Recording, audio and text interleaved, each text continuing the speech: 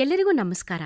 ನಾವು ಒಮ್ಮೆ ಒಂದು ಶಾಲೆಯಲ್ಲಿ ಮಕ್ಕಳ ಮೇಲಿನ ಲೈಂಗಿಕ ದೌರ್ಜನ್ಯದ ಬಗ್ಗೆ ಮಾಹಿತಿ ಶಿಬಿರವನ್ನು ನಡೆಸಿಕೊಡಕ್ಕೆ ಹೋದಾಗ, ಆ ಶಿಬಿರದ ನಂತರ 3ನೇ ದಿನ ಜೀವಶಾಸ್ತ್ರ ಸಬ್ಜೆಕ್ಟಿನ ಟೀಚರು ಫೋನ್ ಮಾಡಿ ತಮ್ಮ ಶಾಲೆಯಲ್ಲಿ 5ನೇ ತರಗತಿ ವಿದ್ಯಾರ್ಥಿನಿ ಮೇಲೆ ಲೈಂಗಿಕ ದೌರ್ಜನ್ಯ ಆಗಿದೆ ಅಂತ ವಿಷಯ ತಿಳಿಸ್ಬಿಟ್ಟು ಆ ಬಾಲಕಿಯನ್ನು ನಮ್ಮ ಬಳಿ ಕರ್ಕೊಂಡು ಬರ್ತಾರೆ. ಆ ಮಗುವಿನ ಜೊತೆ ಮಾತಾಡಿದಾಗ ತಿಳಿದು ಬಂದ ವಿಷಯ ಅಂದರೆ, ಆ ಹುಡುಗಿಗೆ ತಂದೆ ಇರೋದಿಲ್ಲ, ತೀರ್ಕೊಂಡಿರ್ತಾರೆ. ತಾಯಿ 2ನೇ ಗಂಡನ ಜೊತೆ ಈ ಮಗುವನ್ನು ಇಟ್ಕೊಂಡು ಇರ್ತಾರೆ.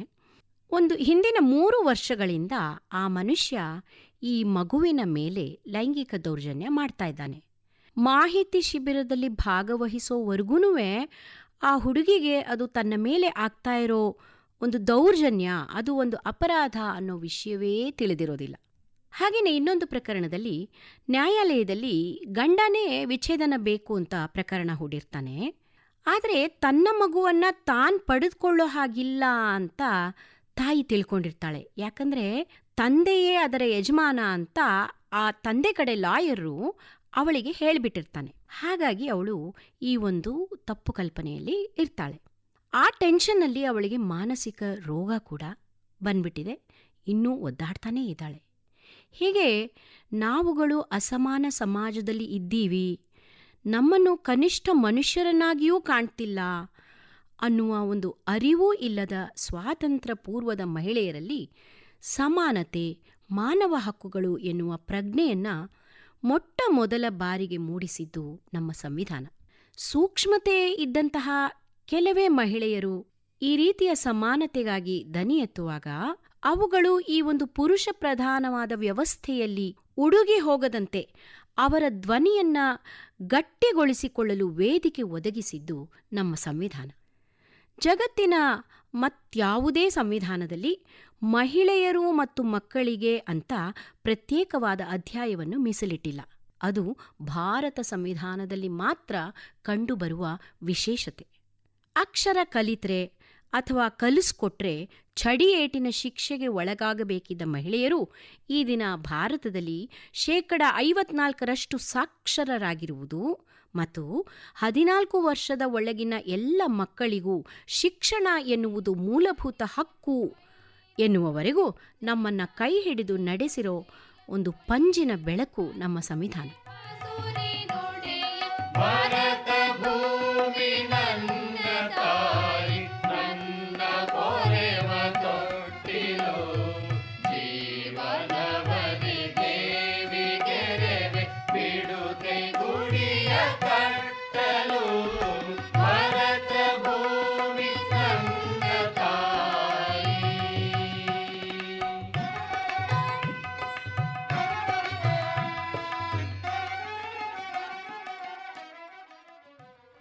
Doctor B R. ಅಂಬೇಡ್ಕರ್ ಅವರು ಭಾರತದ ಇತಿಹಾಸ ಕಂಡಂಥ ಒಬ್ಬ ಶ್ರೇಷ್ಠ ಹಾಗೂ ಪ್ರಖರ ಸ್ತ್ರೀವಾದಿ, ಮಹಿಳೆಯರ ಸರ್ವತೋಮುಖ ಅಭಿವೃದ್ಧಿಯ ಮಹಾನ್ ಚಿಂತಕ.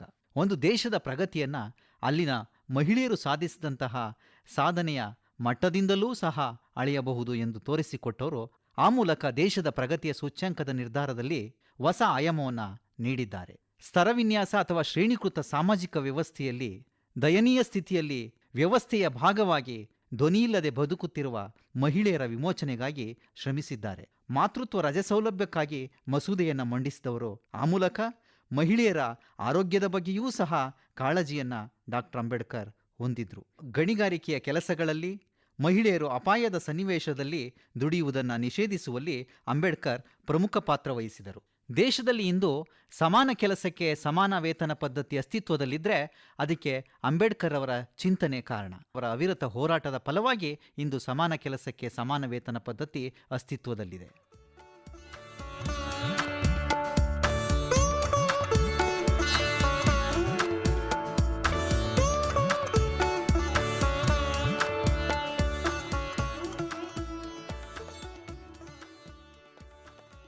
Doctor B R. ಅಂಬೇಡ್ಕರ್ ಅವರನ್ನು ಒಂದು ಜಾತಿ ಪಂಥಗಳಿಗೆ ಸೀಮಿತಗೊಳಿಸಿ ಕೇವಲ ಪೂಜೆಗೆ ಒದಗಿ ಬರುವ ಒಂದು ಮೂರ್ತಿಯನ್ನಾಗಿಸಿರುವ ನಮ್ಮ ಒಂದು ಬೌದ್ಧಿಕ ದಾರಿದ್ರ್ಯ ಏನಿದೆ, ಅದಕ್ಕೆ ನಾವು ಅರ್ಥ ಮಾಡಿಸಬೇಕಾಗಿದೆ. ಆ ಮಹಾನ್ ಚೇತನ ಒಂದು ವರ್ಗಕ್ಕೆ ಸೇರುವುದು ಅನಿವಾರ್ಯವೇ ಆದರೆ ಅದು ಮಹಿಳಾ ವರ್ಗಕ್ಕೆ ಮಾತ್ರ ಅಂತ.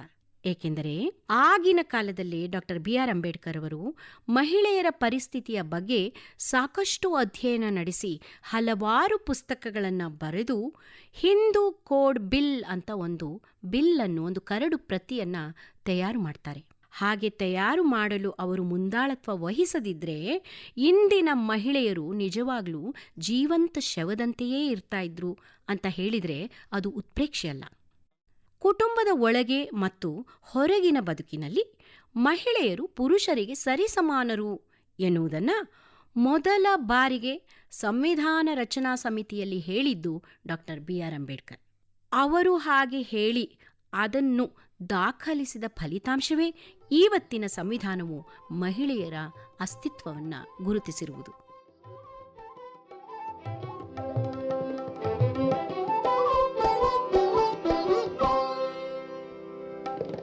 ನಿನ್ನ ಕನಸುಗಣ್ಣಿನಲ್ಲಿ ನನ್ನ ಕನಸಿದೆ, ನಿನ್ನ ಕನಸುಗಣ್ಣಿನಲ್ಲಿ ನನ್ನ ಕನಸಿದೆ, ನನ್ನ ಮನದ ದೇಗುಲದಲ್ಲಿ ನಿನ್ನ ಮನಸ್ಸಿದೆ, ನನ್ನ ಮನದ ದೇಗುಲದಲ್ಲಿ ನಿನ್ನ ಮನಸ್ಸಿದೆ. ಈ ಕಂಗಳೇ ನನ್ನವು ನೋಟ ನಿನ್ನದು, ಈ ನೆಲವ ಹಸಿರು ಹೊಲವಗೈದ ಮಾಟ ನಿನ್ನದು. ಈ ಕಂಗಳೇನೋ ನನ್ನವು.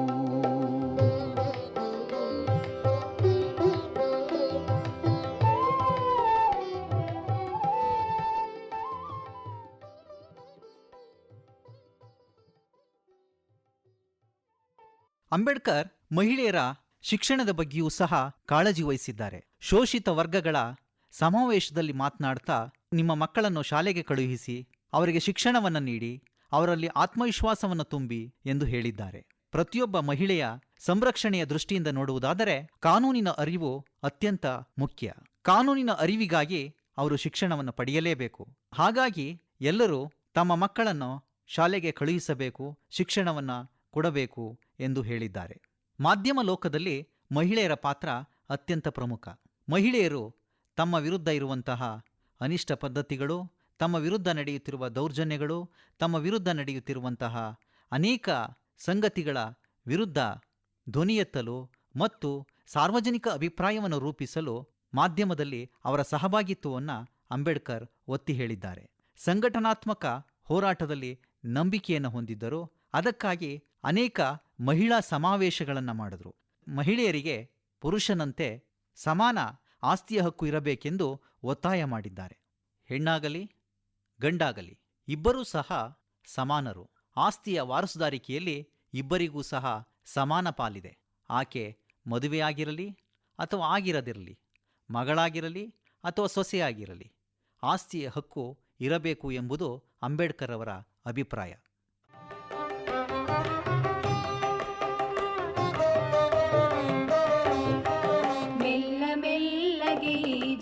ಆಕಾಶದಾಳದಲ್ಲಿ ತೂರಿ ಬಂದವು ಕೆಂಪು ಬಿಳಿಯ ಚುಕ್ಕಿ, ಮೆಲ್ಲ ಮೆಲ್ಲಗೇಜಿ ಆಕಾಶದಾಳದಲ್ಲಿ ತೂರಿ ಬಂದವು ಕೆಂಪು ಬಿಳಿಯ ಚುಕ್ಕಿ.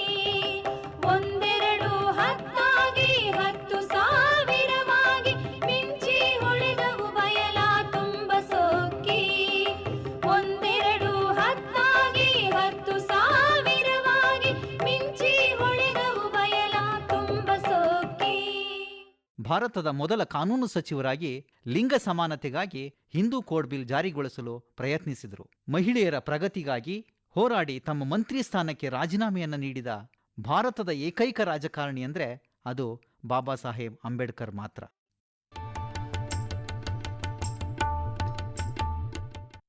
ಸಾಂಪ್ರದಾಯಿಕ ಸಾಮಾಜಿಕ ವ್ಯವಸ್ಥೆಯ ಭಾಗವಾಗಿ ಅನಿಷ್ಟ ಪದ್ಧತಿಗಳ ವಿರುದ್ಧ ಹೋರಾಡಿದರು. ಅದರಲ್ಲೂ ಮಹಿಳಾ ವಿರೋಧಿ ಬಾಲ್ಯ ವಿವಾಹ, ದೇವದಾಸಿ ಪದ್ಧತಿಯಂತಹ ನಿಕೃಷ್ಟ ಆಚರಣೆಗಳ ವಿರುದ್ಧ ಧ್ವನಿ ಎತ್ತಿದರು. ಮಹಾತ್ಮ ಗಾಂಧೀಜಿ, ಜ್ಯೋತಿಬಾ ಫುಲೆ, ರಾಜಾರಾಮ್ ಮೋಹನ್ ರಾಯ್ ಮೊದಲಾದವರು ಸಹ ಈ ಅನಿಷ್ಟ ಪದ್ಧತಿಗಳ ವಿರುದ್ಧ ಧ್ವನಿ ಎತ್ತಿದರು. ಆದರೆ ಸಾಮಾಜಿಕ ಸ್ತರವಿನ್ಯಾಸದ ವ್ಯವಸ್ಥೆಯನ್ನು ನಿರಾಕರಿಸುವುದರೊಂದಿಗೆ ಮಹಿಳಾ ವಿರೋಧಿ ಅನಿಷ್ಟ ಪದ್ಧತಿಯ ವಿರುದ್ಧ ಪ್ರಬಲವಾಗಿ ಹೋರಾಡಿದವರು ಯಾರಾದರೂ ಇದ್ದರೆ ಅದು ಅಂಬೇಡ್ಕರ್ ಮಾತ್ರ. ಸಂವಿಧಾನ ಜನಕನಾದೆ, ಸಮತೆ ಸವ್ಯಸಾಚಿಯಾದೆ, ಭರತ ಖಂಡದಲ್ಲೇ ಏಕೆ ಲೋಕ ವಿಖ್ಯಾತನಾದೆ.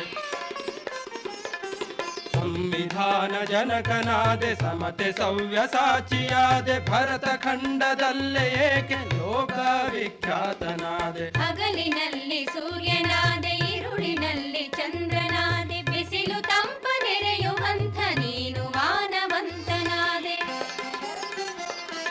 ಹಗಲಿನಲ್ಲಿ ಸೂರ್ಯನಾದೆ, ಇರುಳಿನಲ್ಲಿ ಚಂದ್ರನಾದೆ, ಬಿಸಿಲು ತಂಪ ನೆರೆಯುವಂಥ ನೀನು ಮಾನವಂತನಾದೆ. ಭಾರತ ಪುತ್ರ ಭೀಮರಾವ್ ಅಂಬೇಡ್ಕರ.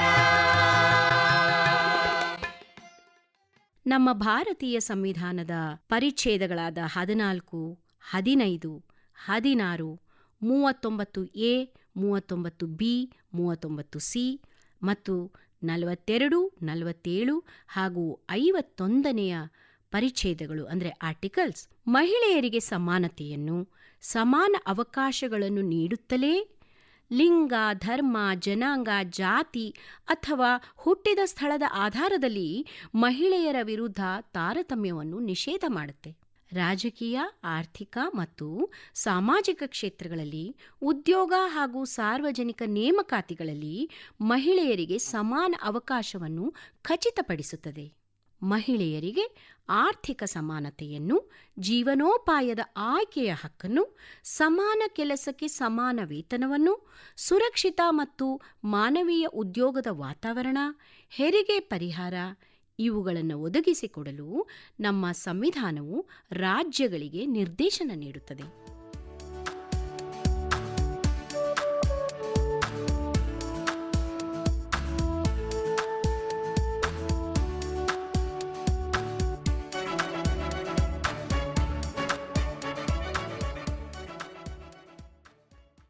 ಸಾಮಾಜಿಕ ವ್ಯವಸ್ಥೆಯ ವಿರುದ್ಧ ಹೋರಾಡಲು ಪ್ರಜಾಸತ್ತಾತ್ಮಕ ಮಾರ್ಗದಲ್ಲಿ ಅಂಬೇಡ್ಕರ್ ನಂಬಿಕೆಯನ್ನು ಹೊಂದಿದ್ದರು.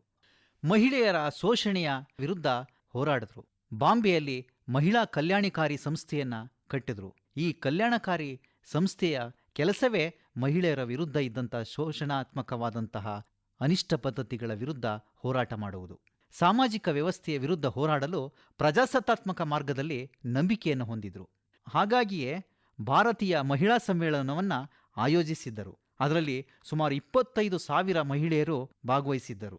ತಾವು ಬರೆದ ಸಂವಿಧಾನದಲ್ಲಿ ಮಹಿಳೆಯರ ಸ್ಥಿತಿಗತಿಗಳನ್ನು ಸುಧಾರಿಸೋದಕ್ಕೆ ಅನೇಕ ಪ್ರಾವಿಷನ್ಗಳನ್ನು ಸೇರಿಸಿದ್ದಾರೆ.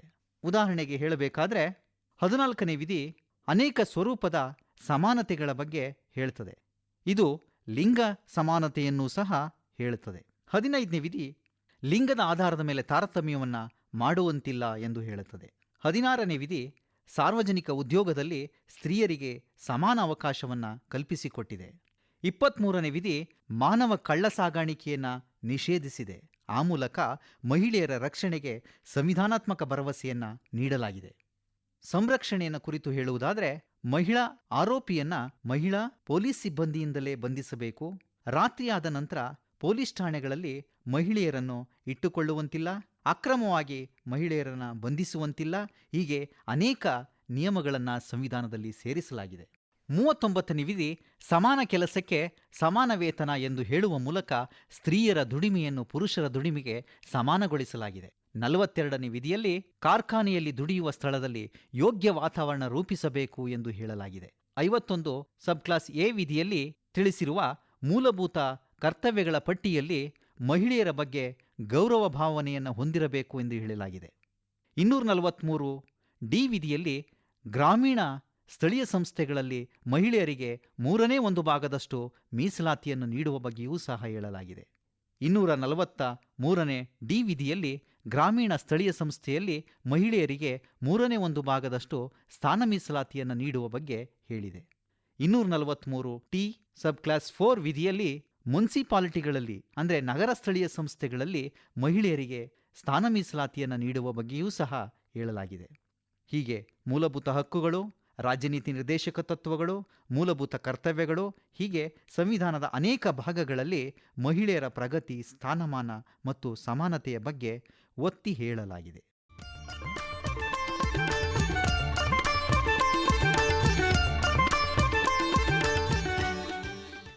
ಮಹಿಳೆಯರಿಗೆ ವಿಚ್ಛೇದನದ ನಂತರ ಜೀವನಾಂಶವನ್ನು ಕಡ್ಡಾಯವಾಗಿ ನೀಡಲೇಬೇಕು ಎಂದು ನಿಯಮವನ್ನು ಸೇರಿಸ್ತಾರೆ. ಮಹಿಳೆಯರೂ ಸಹ ಪುರುಷನಂತೆ ವಿಚ್ಛೇದನವನ್ನು ನೀಡುವ ಅಧಿಕಾರವನ್ನು ಹಿಂದೂ ಕೋಡ್ ಬಿಲ್ನಲ್ಲಿ ಸೇರ್ಪಡೆಗೊಳಿಸ್ತಾರೆ. ಅನಾರೋಗ್ಯದ ಕಾರಣದಿಂದ ಬಳಲುತ್ತಿದ್ದರೆ ಅಂಥ ಪುರುಷನನ್ನು ಮಹಿಳೆ ತ್ಯಜಿಸಬಹುದು, ವಿಚ್ಛೇದನವನ್ನು ನೀಡಬಹುದು. ಹಾಗೆಯೇ ಮತ್ತೊಂದು ಸ್ತ್ರೀಯನ್ನು ವಿವಾಹ ಆಗಿದ್ದರೆ ಅಥವಾ ಸಂಬಂಧವನ್ನು ಹೊಂದಿದ್ದರೆ ಆಗಲೂ ಸಹ ವಿಚ್ಛೇದನವನ್ನು ನೀಡಬಹುದು. ವ್ಯಕ್ತಿಯು ತನ್ನ ಧರ್ಮವನ್ನು ಬದಲಾಯಿಸಿದರೆ ಆತನ ಪತ್ನಿ ತನ್ನ ಗಂಡನಿಗೆ ವಿಚ್ಛೇದನವನ್ನು ನೀಡಬಹುದು. ಹೀಗೆ ಅನೇಕ ಕಾರಣಗಳ ಮೂಲಕ ವಿಚ್ಛೇದನವನ್ನು ನೀಡುವುದಕ್ಕೆ ಅಂಬೇಡ್ಕರ್ ನಿಯಮವನ್ನು ರೂಪಿಸುತ್ತಾರೆ. ಮಹಿಳೆಯರ ಆಸ್ತಿ ಸಂಪಾದನೆ ಅಥವಾ ಹಣಕಾಸಿನ ಸಂಪಾದನೆ ಎಂದರೆ ಕೇವಲ ಕರೆನ್ಸಿಯ ವಿಷಯವಲ್ಲ. ಅದು ಸ್ವಾಭಿಮಾನ, ವ್ಯಕ್ತಿಯ ಘನತೆ, ಸ್ವಾವಲಂಬನೆ, ಕುಟುಂಬದಲ್ಲಿನ ಗೌರವ, ಕುಟುಂಬದ ಅನೇಕ ತೀರ್ಮಾನಗಳಲ್ಲಿ ಭಾಗವಹಿಸುವಿಕೆಯನ್ನು ಇದು ಪ್ರೋತ್ಸಾಹಿಸುತ್ತದೆ ಎಂದು ಅಂಬೇಡ್ಕರ್ ಹೇಳ್ತಾರೆ. ಮಹಿಳೆಯರ ಆರ್ಥಿಕ, ಸಾಮಾಜಿಕ, ರಾಜಕೀಯ ಮತ್ತು ಸಾಂಸ್ಕೃತಿಕ ಪ್ರಗತಿಯ ಸರ್ವತೋಮುಖ ಅಭಿವೃದ್ಧಿಯ ದೃಷ್ಟಿಕೋನದಲ್ಲಿ ಕಾನೂನಾತ್ಮಕವಾದಂತಹ ಪ್ರಯತ್ನಗಳನ್ನು ಅಂಬೇಡ್ಕರ್ ಮಾಡ್ತಾರೆ. ಪ್ರಜಾಪ್ರಭುತ್ವದಲ್ಲಿ ಮಹಿಳೆಯರ ರಾಜಕೀಯ ಸಹಭಾಗಿತ್ವ ಅತ್ಯಂತ ಪ್ರಮುಖ ಎಂದು ಅಂಬೇಡ್ಕರ್ ಹೇಳ್ತಾರೆ. ಹೀಗೆ ಅಂಬೇಡ್ಕರ್ 20ನೇ ಶತಮಾನದ ಭಾರತದ ಮಹಿಳೆಯರ ಪಾಲಿನ ಅಮೂಲ್ಯ ರತ್ನ ಎಂದರೆ ತಪ್ಪಾಗಲಾರದು. ಬುದ್ಧನಾದೆ ಬೌದ್ಧರಿಗೆ, ಸ್ವಾಮಿಯಾದೆ ಶರಣರಿಗೆ, ಮಾನವಂತ ಮಹಿಮನಾದೆ ಸಕಲ ಭಾರತೀಯರಿಗೆ. ಬುದ್ಧನಾದೆ ಬೌದ್ಧರಿಗೆ, ಸ್ವಾಮಿಯಾದೆ ಶರಣರಿಗೆ, ಮಾನವಂತ ಮಹಿಮನಾದೆ ಸಕಲ ಭಾರತೀಯರಿಗೆ, ಸಕಲ ಭಾರತೀಯರಿಗೆ.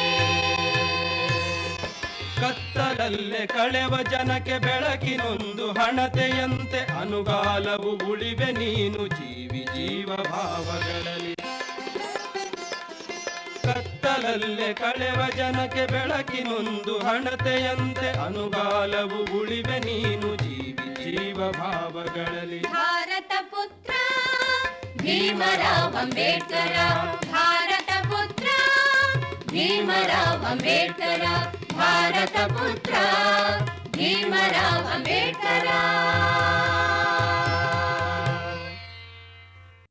ಅವಳ ಸೌಂದರ್ಯವೇ ಅವಳಿಗೆ ಮುಳುವು ಎನ್ನುವ ಒಂದು ಹುಸಿ ನಂಬಿಕೆಯನ್ನ ಈ ಸಮಾಜದ ಮನಸ್ಸಿನಲ್ಲಿ ಢಾಳಾಗಿ ಬಿತ್ತಲು ಈ ಕಿವಿಯ ಹಲ್ಲೆಗೆ ಕಬ್ಬಿಣದ ಹಾಳೆಗಳನ್ನ ತೂಗು ಬಿಡುತ್ತಿದ್ದ ಅಮಾನವೀಯ ಪರಿಸ್ಥಿತಿ ನಮ್ಮಲ್ಲಿ ಇತ್ತು.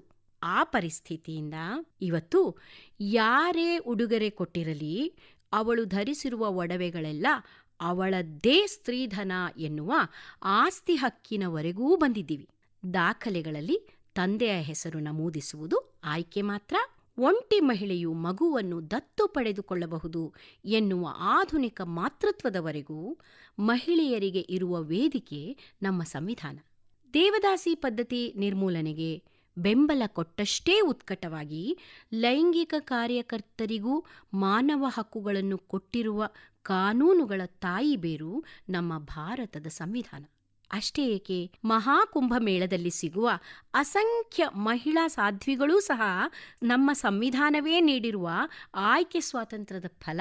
ನಮ್ಮ ದೃಷ್ಟಿಯಿಂದ ಜಗತ್ತು ತನ್ನನ್ನು ನೋಡಿಕೊಳ್ಳುವಂತೆ ಮಾಡುತ್ತಿರುವ ಭಾರತೀಯ ಸಂವಿಧಾನವನ್ನೇ ನಾವು ನಿತ್ಯವೂ ಸಿಂಗರಿಸಿಕೊಂಡು ಸಂತಸ ಪಡಬೇಕು. ಜಗತ್ತಿನ ಎಲ್ಲೋ ಒಂದೆಡೆ ನಡೆಯಬಹುದಾದ ಅನ್ಯಾಯವೂ ಜಗತ್ತಿನ ಎಲ್ಲೆಡೆಯಲ್ಲಿಯೂ ಇರಲೇಬೇಕಾದ ನ್ಯಾಯಕ್ಕೆ ಒಡ್ಡುವ ಬೆದರಿಕೆ ಎನ್ನುವ ಮಾರ್ಟಿನ್ ಲೂಥರ್ ಕಿಂಗನ ಮಾತುಗಳನ್ನು ಸಾಕಾರಗೊಳಿಸಲು ಸಂವಿಧಾನವೆನ್ನುವ ಸೋಜಿಗದೊಡನೆ ಸಾಗುತ್ತಲೇ ಸ್ತ್ರೀಯರು ಸಮಾನರಾಗಬೇಕಾಗಿದೆ, ಸಬಲರಾಗಬೇಕಾಗಿದೆ, ಇನ್ನಷ್ಟು ಮತ್ತಷ್ಟು. ಸಂವಿಧಾನ ಜನಕನಾದೆ, ಸಮತೆ ಸವ್ಯ ಸಾಚಿಯಾದೆ, ಭರತ ಖಂಡದಲ್ಲೇ ಏಕೆ ಲೋಕ ವಿಖ್ಯಾತನಾದೆ. ಸಂವಿಧಾನ ಜನಕನಾದೆ ಸಮತೆ ಸವ್ಯಸಾಚಿಯಾದೆ ಭರತ ಖಂಡದಲ್ಲೇ ಏಕೆ ಲೋಕ ವಿಖ್ಯಾತನಾದೆ ಹಗಲಿನಲ್ಲಿ ಸೂರ್ಯನಾದೆ ಇರುಳಿನಲ್ಲಿ ಚಂದ್ರನಾದೆ ಬಿಸಿಲು ತಂಪ ನೆರೆಯುವಂಥ ನೀನು ಮಾನವಂತನಾದೆ ಹಗಲಿನಲ್ಲಿ ಸೂರ್ಯನಾದೆ ಇರುಳಿನಲ್ಲಿ ಚಂದ್ರನಾದೆ ಬಿಸಿಲು ತಂಪ ನೆರೆಯುವಂಥ ನೀನು ಮಾನವಂತನಾದೆ ಭಾರತ ಪುತ್ರ ಭೀಮರಾವ್ ಅಂಬೇಡ್ಕರ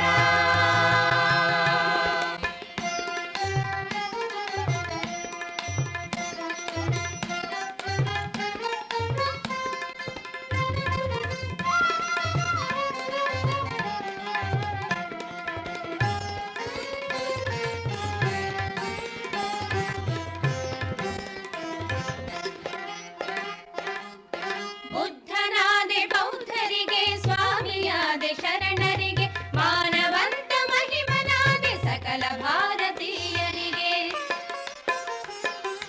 ಬುದ್ಧನಾದೆ ಬೌದ್ಧರಿಗೆ ಸ್ವಾಮಿಯಾದೆ ಶರಣರಿಗೆ ಮಾನವಂತ ಮಹಿಮನಾದೆ ಸಕಲ ಭಾರತೀಯರಿಗೆ ಕತ್ತಲಲ್ಲೇ ಕಳೆವ ಜನಕ್ಕೆ ಬೆಳಕಿನೊಂದು ಹಣತೆಯಂತೆ ಅನುಗಾಲವು ಉಳಿವೆ ನೀನು ಜೀವ ಭಾವಗಳಲ್ಲಿ ಕತ್ತಲಲ್ಲೇ ಕಳೆವ ಜನಕ್ಕೆ ಬೆಳಕಿನೊಂದು ಹಣತೆಯಂತೆ ಅನುಗಾಲವು ಉಳಿವೆ ನೀನು ಜೀವ ಭಾವಗಳಲ್ಲಿ ಭಾರತ ಪುತ್ರ ಭೀಮರಾವ್ ಅಂಬೇಡ್ಕರ ಭಾರತ ಪುತ್ರ ಭೀಮರಾವ್ ಅಂಬೇಡ್ಕರ ಭಾರತ ಪುತ್ರ